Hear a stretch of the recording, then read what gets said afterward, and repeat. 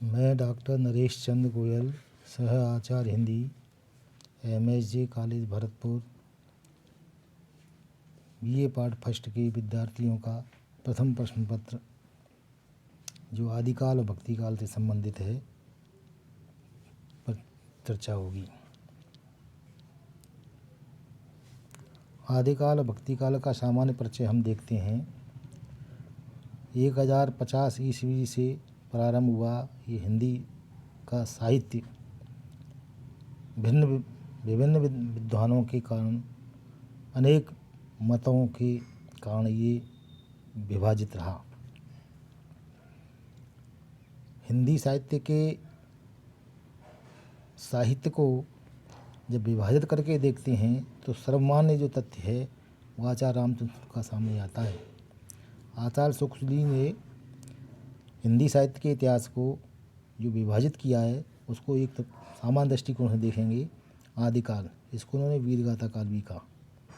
संवत 1050 विक्रम से 1375 ईस्वी तक, यानी इस समय में जो काल साहित्य रचा गया वो आदिकाल में आता है, जो वीरगाथा काल के नाम से जाना जाता है।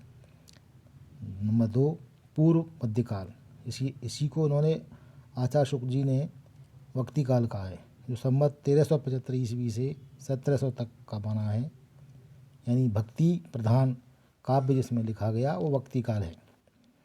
नंबर 3 है उत्तर मध्यकाल, रीति काल इसको कहा गया है आचार्य शुक्ल जी के द्वारा, 1700 से लेकर के 1900 तक।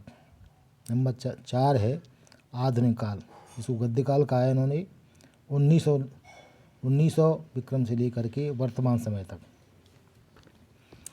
इसके अंतर्गत आपके जो पाठ्यक्रम में है आदिकाल और भक्तिकाल है। आदिकाल से संबंधित एक ऐसे कवि हैं, वैसे तो आपके पाठ्यक्रम में भक्तिकाल का ही साहित्य है, पर लेकिन आदिकाल के वो एक संधि काल के कवि कह सकते हैं विद्यापति को। वो थोड़े से आदिकाल में भी आते हैं पर पूर्ण रूप से भक्तिकाल में भी आते हैं। आचार्य शुक्ल के द्वारा दिया गया ये विभाजन, इसकी आदिकाल की थोड़ी परिस्थितियाँ देखेंगे हम कि परिस्थितियाँ कैसी थी। राजनीतिक परिस्थिति, धार्मिक परिस्थिति, सामाजिक परिस्थितियाँ हैं, यानी सांस्कृतिक परिस्थितियाँ हैं, साहित्यिक परिस्थितियाँ हैं। इसके अंतर्गत ये परिस्थितियाँ इतनी महत्वपूर्ण होती हैं कि साहित्य समाज का दर्पण होता है।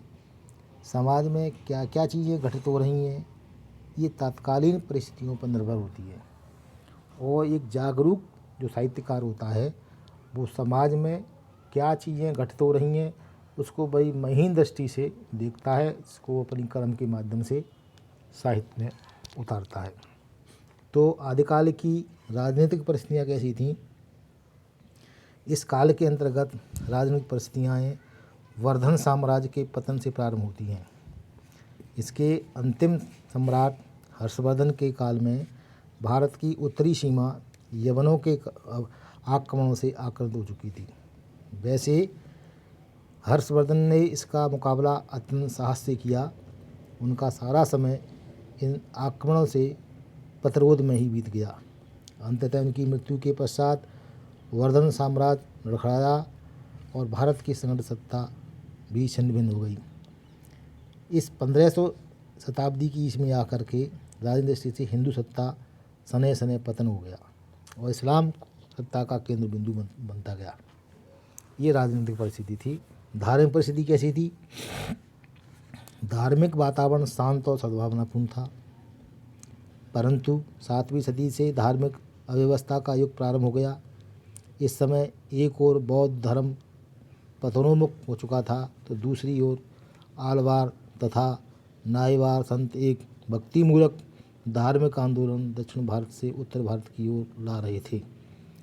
तीसरी ओर वैष्णव धर्म उत्तरी भारत में अपना महत्व खोता जा रहा था। जैन मत अथवा शैव मत दिन प्रतिदिन अधिकाधिक प्रतिष्ठित होते जा रहे थे। शैव और जैन धर्म आगे बढ़ने की प्रतिस्पर्धा में परस्पर टकराने लगे थे। 12वीं शताब्दी से शैव मत अधिक प्रतिष्ठित होने लगा। इसका कारण राजपूत शासकों का अहिंसा में विश्वास न करना था। इसके अंतर्गत बौद्ध धर्म की महायान शाखा के तंत्र मंत्र, जादू टोने, ध्यान धारणा आदि अनेक प्रभाव निम्न स्तर के हृदयों पर छाए हुए थे। महायान, वज्रयान, मंत्रयान आदि अनेक भेद हो गए थे इसके तंत्र मंत्र के कारण। कोई अलौकिक शक्तियों का प्रदर्शन में लीन था, कोई गुह साधना का प्रचार कर रहा था, तो कोई नारियों की भोग को महत्व दे रहा था तथा आत्मविश्वास दुर्लभ होता जा रहा था। कापालिकों, तांत्रिकों आदि के कारण समाज में धार्मिक अंधविश्वास जोर पकड़ने लगे थे। व्यभिचार, आडंबर, धर्मलोभ आदि जिन दोषों का बौद्ध विहारों में प्रावधान हो गया था, उन्हीं से हिंदू मंदिर भी ग्रस्त हो गए थे। इसके साथ ही इस्लाम धर्म भी ताकत के बल पर पनप रहा था और कारण हिंदुओं की धार्मिक मान्यताएं आहत होने लगी थीं।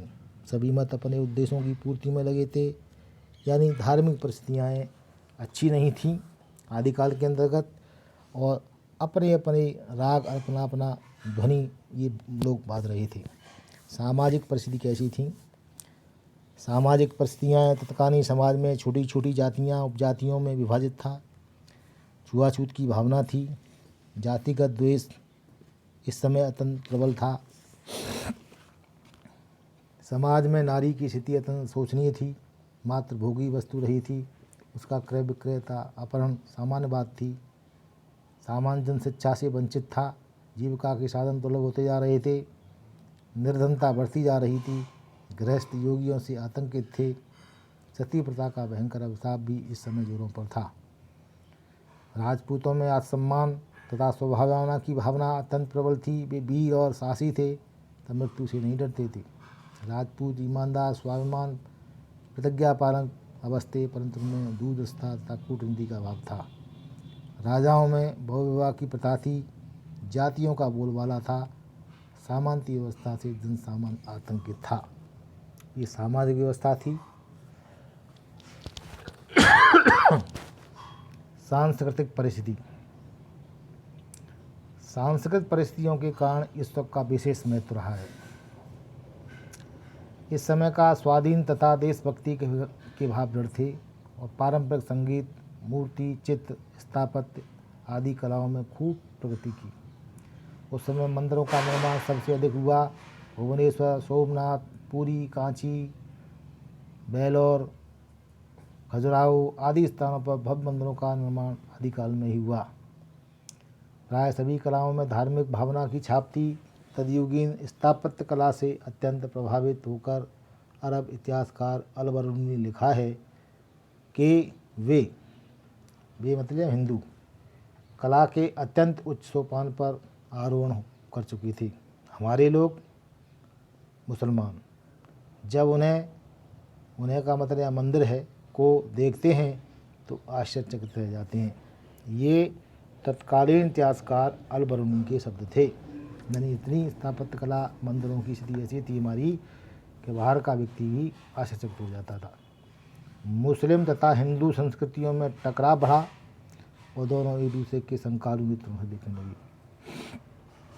ऐसी स्थिति में मुसलमान मूर्ति पूजा के विरोधी थे, हिंदू मूर्ति पूजा के समर्थक थे। इसीलिए इन दोनों में टकराव हुआ।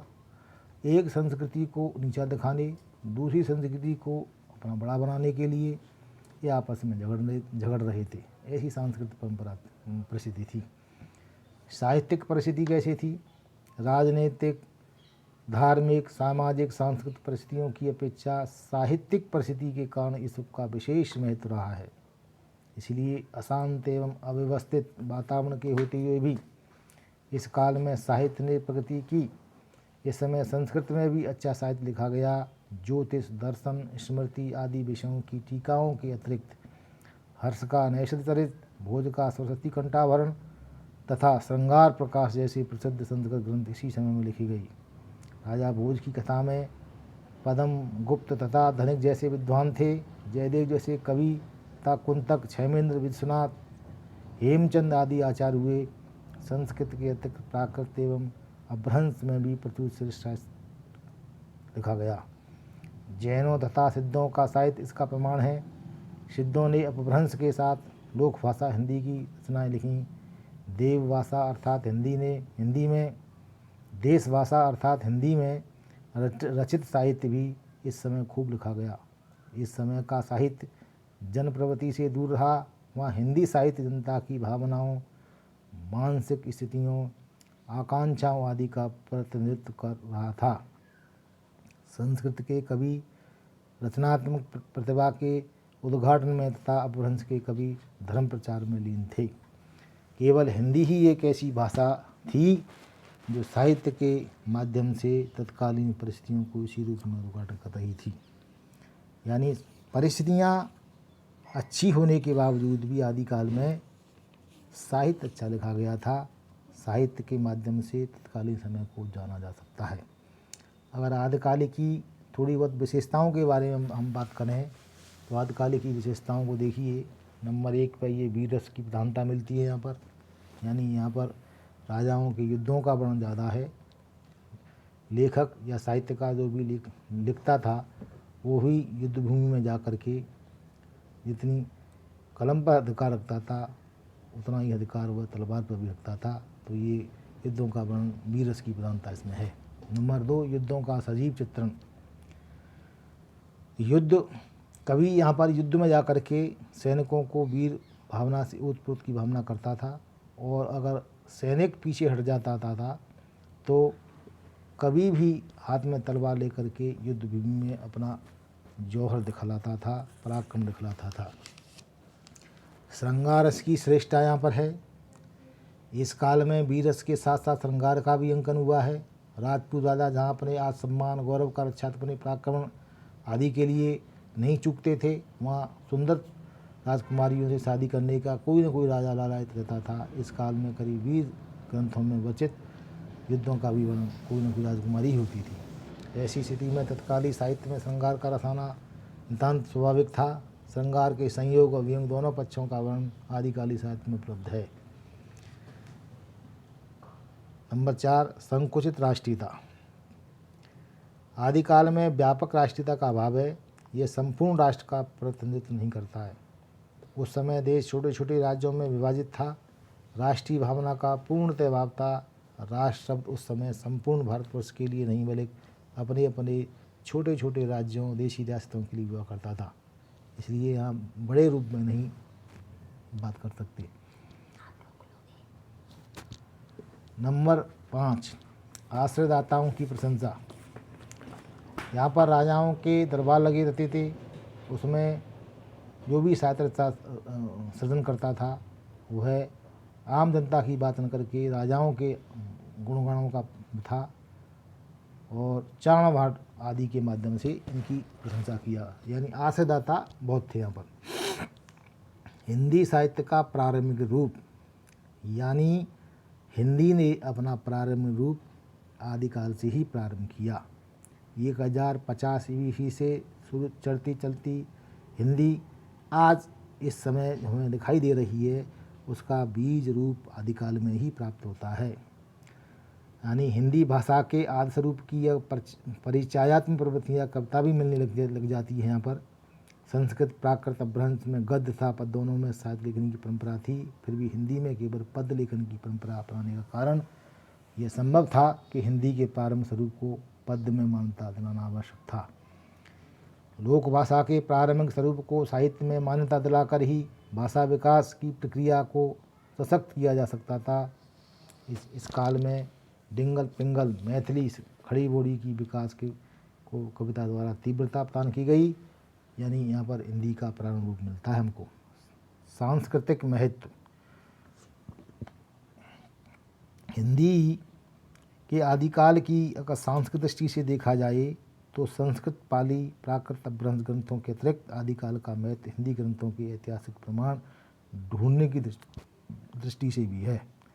19वीं शताब्दी में इस काल के साहित्य ने इसी दृष्टि से देश विदेश के विद्वानों और साहित्य इतिहास के लेखकों का ध्यान आकर्षित किया। इस काल को अधिकाधिक प्राचीन सिद्ध करने उसमें ऐतिहासिक सामग्री प्राप्त करने का विद्वानों ने प्रयास किया। यानी जितने भी शोध हुए वो आदिकाल एक ऐतिहासिक दृष्टिकोण से देखा जाता है। यहाँ सांस्कृतिक महत्व, शोध का महत्व, विदेशी देशी जितने भी शोधक थे वे यहाँ पर आए, उन्होंने अपना काम किया। भाषा और प्रबंध। भाषा और प्रबंध के कारण हिंदी भाषा आर्य काल में किसी भाषा का शैशव होता है। इसीलिए आदिकाल में डिंगल और पिंगल, डिंगल राजस्थानी वीर से उत्पन्न है, पिंगल ब्रजभाषा मैथिली और खड़ी बोली के साहित्य को लेकर ऐसा लगता है कि शिशु भाषा की तुलना है। डिंगल पर अपभ्रंश भाषा की छाया है, पर मैथिली पर विद्यापति ने जो रस बरसाया है उसे चखकर भाषा की साहित्य प्रवृत्ता का आस्वादन होता है। इसीलिए इस ग्रंथों में डिंगल पिंगल मिश्रित राजस्थानी का भाषा का प्रयोग हुआ है। अब हम आदिकाल की स्थिति को देखते हुए आपके पाठ्यक्रम में जो भक्ति काल है उस भक्ति काल का भी एक स्वरूप देख लेते हैं। सामान्य परिचय क्या है भक्ति काल का। भक्ति काल 1375 से 1700 ईस्वी तक चलता है और 1700 ईस्वी से 1375 से 1700 ईस्वी तक चलने के कारण यह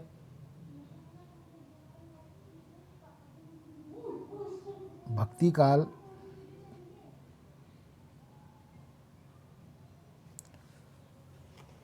मुख्यतः भक्ति को ही से संबंधित है। भक्ति एक यहाँ पर ऐसी स्थिति उभर कर सामने आई कि लोग जब हिंदू मुसलमानों दो संस्कृतियों के विभाजन से चल रहे थे और लोग आपस में एक दूसरे को श्रेष्ठ सिद्ध करने के लिए अपने आप को समर्पित कर रहे थे, तो ऐसी स्थिति में भक्ति काल सामने आता है। भक्ति काल वह काल है जहाँ पर सोए हुए को जगाना और लोगों में जो निराशा का भाव था उसे आशा के भाव में परिवर्तित करना था। 14वीं शताब्दी से प्रारंभ हिंदी साहित्य में नवीन परिवर्तन की सूचना मिलती है हमको। हिंदी साहित्य में के आदिकाल में जो कविता राज दरबारों में सिकुड़कर थी वह अब राजा सरक को छोड़ करके ईश्वर की भक्ति भावना में लगती हुई दिखाई देती है। इस कारण भक्ति का भाव सब में समान रूप से विद्यमान था। इस युग के सभी कवियों के काव्य में भक्ति भाव संबंधी सामान्य विशेषताएं पाई जाती हैं और आचार्य रामचंद्र शुक्ल ने इसी कारण से इसे भक्ति काल कहा है। अगर हम राहुल सांकृत्यायन के दृष्टिकोण से देखें तो वे इसको सूफी और भक्ति युग तथा आलोचकों से धार्मिक काल भी कहते हैं। तो विद्वानों में इसमें भी थोड़ा सा मतभेद है, लेकिन अंत में बात भक्ति पर ही टिकती है और इस काल को भक्ति काल के नाम से ही जाना जाता है। भक्ति काल हिंदी का स्वर्ण काल है, स्वर्ण काल माना जाता है। इसमें दो धाराएं प्रभावित हुई, निर्गुण और सगुण। निर्गुण में दो धाराएं थीं, ज्ञान मार्गी शाखा और प्रेम मार्गी शाखा। ज्ञान मार्गी शाखा का नेतृत्व कर रहे थे कबीर, प्रेम मार्गी शाखा का नेतृत्व कर रहे थे मलिक मोहम्मद जायसी। इसी प्रकार से सगुण काव्य धारा थी, एक राम मार्गी शाखा थी और दूसरी कृष्ण मार्गी शाखा थी। राम मार्गी शाखा का प्रधान तुलसीदास जी थे, कृष्ण शाखा का सूरदास जी थे। तो आप देखेंगे इस बात को कि भक्ति काल में जितना भी विभाजन हुआ तो ये सब भक्ति ही थे इसमें, और भक्ति के माध्यम से ही उन्होंने ऐसा किया। भक्ति में जो निर्गुण सगुण की भावना थी, निर्गुण यानी किसी का कोई गुण नहीं है ईश्वर में, जिसका कोई आकार नहीं है, उसे अंतरात्मा से जाना जा सकता है, आत्मा परमात्मा के मिलन से जाना जाता है। यानी ध्यान मगन इनके माध्यम से ही ईश्वर को जाना जा सकता है। इसमें ज्ञान प्रेम आदि प्रधान थे। सगुण भक्ति धारा में मूर्ति का समर्थक थे। साकार में ही ईश्वर में गुण माने गए थे और साकार में पूजा होती थी, और ध्यान लगाने के लिए मगन होने के लिए मूर्ति का सामने होना आवश्यक था। इसीलिए राम और कृष्ण इस सगुण भक्ति धारा के अंतर्गत आते हैं। इनकी अगर संत दृष्टिकोण से बात करें विशेषताएं तो ये अलग हैं, हम अलग बात करेंगे इस पे। तो ऐसी स्थिति में आज आदिकाल और भक्ति काल से संबंधित विषय पूरा हुआ। कल आप पहला पाठ करेंगे व्याख्या से संबंधित।